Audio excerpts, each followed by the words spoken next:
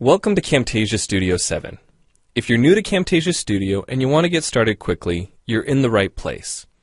We encourage you to watch this 5-minute video to learn the basics of using the editor, including how to navigate the timeline, make some basic edits, and add special effects. The preview window is where you see the video during playback. The playback controls are located under the preview window.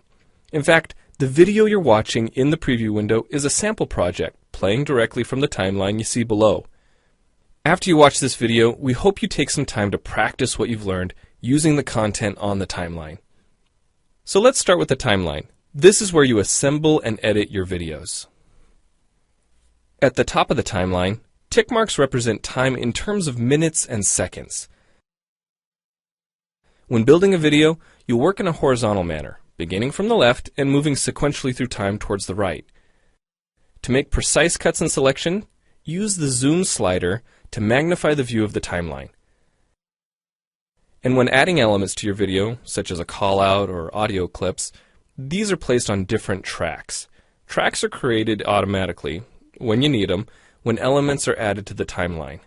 So depending on your video, you may be working with several tracks at one time.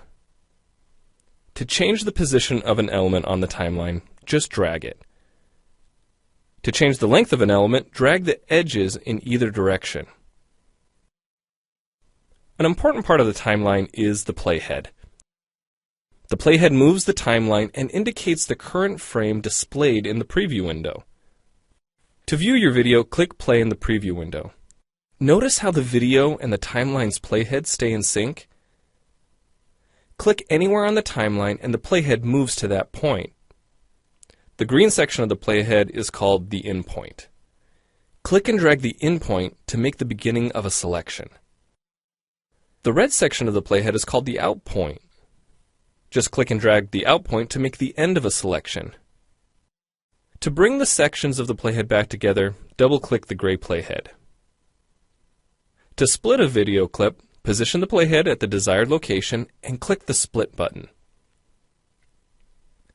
And if you want to remove a portion of your video, make a selection with the in and out points, then click the cut button. If you make a mistake while editing, click the undo button. Next, we'll look at the clip bin and the library. The clip bin holds recordings, audio files, images, and title slides being used in the project you're currently working on. Then there's the library. It stores video clips, intros, callouts, title slides, and other elements that you want to use from project to project. The library is also pre-populated with professional animations, music, sound effects, and other content you can use in your video for free. To add your own clips or video sequences to the library, make a selection on the timeline, right-click, and choose Add to Library. To include clips and other elements in your video, drag them from the clip bin or library and drop them onto the timeline. The tabs located above the timeline are task pages used for adding and editing special effects. You can add callouts to emphasize a key point.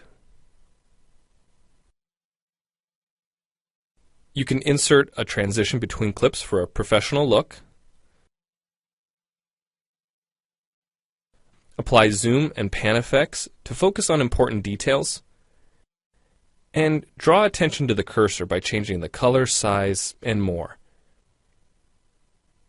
If you double-click an element on a track, the playhead moves to the beginning of that element, and its task page opens, allowing you to make edits to that element. So we've shown you a few ways you can navigate and edit your video, but how do you get content into your video? Well, to make a new screen recording, click the Record Screen button. If you already have an audio or video recording to use, click the Import Media button. When you've made edits and added effects to your video and you're ready to share it, you need to produce the project to create a shareable video. Click the Produce and Share button, step through the wizard, and Camtasia Studio creates a viewer-friendly, shareable MP4 file ready to upload to screencast.com, your blog, or a website. Well, it's time for you to try Camtasia Studio out for yourself using the content on the timeline. The help file in Camtasia Studio will help you use each of the Camtasia Studio features and applications. The Learning Center on TechSmith.com has in-depth video tutorials and other sample projects to download and practice with. So we hope you enjoy Camtasia Studio. And happy screencasting!